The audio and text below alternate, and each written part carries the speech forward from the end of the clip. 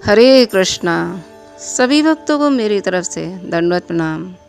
इस all about Krishna channel में आप सभी भक्तों का स्वागत है। आज की कथा का विषय है चेतावनी। तो आइए जानते हैं किस प्रकार की चेतावनी दी जा रही है। आप जगत में क्या करने आए थे, क्या कह कर आए थे? प्रतिज्ञा भंग करना कितना बड़ा पाप है। धन यौवन अस्थिर है, केवल भगवत प्रेम और भक्ति ही स्थिर है। उन्हें प्राप्त करना चाहिए। मन रूप नट को भगवत चरण रूपी स्तंभ पर चढ़ाते रहने से ही इसकी चंचलता मिटती है। इस असार संसार में केवल राम नाम ही सार है। संसार की असारता पुराने खंडहरों और शमशानों को देखने से प्रत्यक्ष प्रतीत होती है।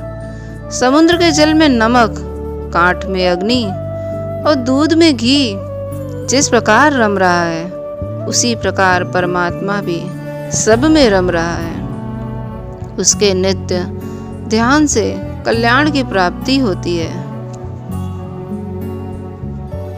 आप अपने मालिक को, भगवान को किस लिए भूल रहे हैं? स्त्री, पुत्र और धन किस काम आएंगे? प्राणों के निकलने के समय तो कोई सहायता भी नहीं करेगा, साथ तो शरीर भी नहीं जाएगा। जो कुछ किया जाता है वही साथ जाता है। हमारे कर्म, हमारी अच्छी बुरी आदतें ही हमारे साथ जाएंगी। आप उस प्रभु से मैत्री क्यों नहीं करते हो? उनसे मित्रता कर लो। अरे, उसके समान प्रभु और प्रेमी कौन मिलेगा? ऐसी हितैषी दूसरा कौन है? भला कृष्ण से भी अच्छा कोई मित्र हो सकता है क्या? क्या उनसे भी बड़ा कोई हितैषी हो सकता है क्या? उमा राम सम हित जग माही, गुरु पितु मातु बंधु कोई नाही। सब मतलबी यार हैं, मतलब की मनवार करने वाले हैं। फिर आप उस प्रभु से प्रेम क्यों नहीं करते? प्रभु तो आपसे कुछ भी नहीं मांगते, केवल उसे हर समय स्मरण रखना चाहिए। उसके नाम जप ध्यान ही सार है। जप करने से ध्यान अपने आप ही होने लगता है। आपके ये सब पदार्थ किस काम आएंगे? एक दिन सबको मिट्टी में मिल जाना है। जो कुछ ले सकते हो तो शीघ्र ही ले लो, वरना अमूल श्वासों का व्यर्थ गंवाना उचित नहीं है। फिर आपकी जैसी मर्जी कि आप भगवान को किस प्रकार से देख रहे हैं। भगवान की भक्ति तो अमूल्य है। अरे, इसे क्यों नहीं कोई समझ रहा है? भगवान की भक्ति से भला कोई अमूल्य चीज हो सकती है क्या? अरे, ये मानव जीवन तो व्यर्थ चला जा रहा है। हम ये बात समझ ही नहीं पा रहे हैं कि हमारा अमूल्य जीवन तो यूं ही निकलता चला जा रहा है।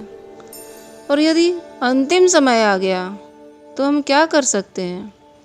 एक कहावत है, एक कथा आती है कि एक बार एक आदमी था जो आधी उम्र का हो चुका था।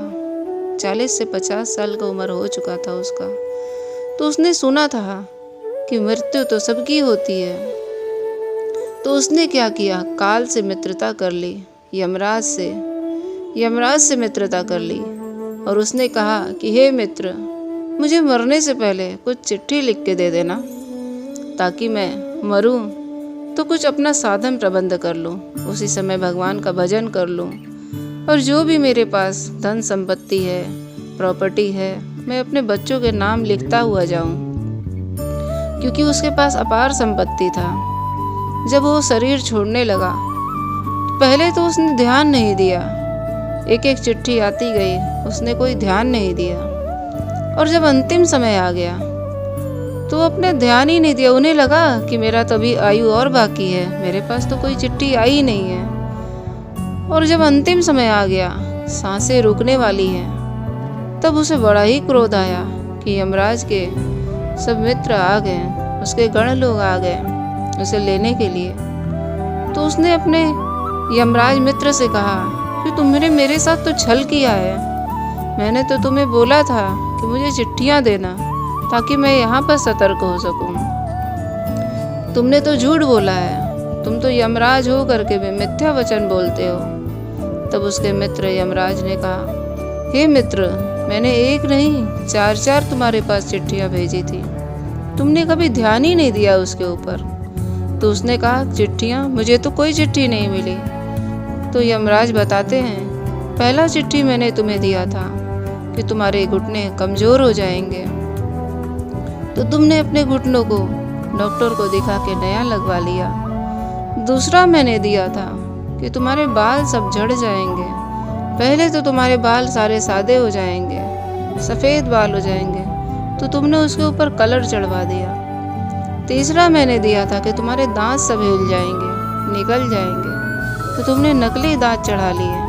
चौथा मैंने दिया था कि तुम्हारे शरीर जर्जर हो जाएगा, तुम बिस्तर पे हो जाओगे। पर तुमने अब मुझे दोष दिया जब तुम्हारे अंतिम समय आ गया है। तुम अपने अंतिम समय में मुझे क्या दोष देते हो?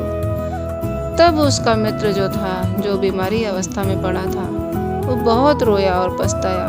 कम से कम एक दिन तो मुझे दे दो, एक दिन में मैं अपनी धन संपत्ति को अपने बच्चों में बांट सकूं, क्योंकि मैंने तो सोचा था मेरे आयु अभी और है, मैं तो अभी और जीऊंगा, मुझे तुम्हारा कोई चिट्ठी नहीं मिला।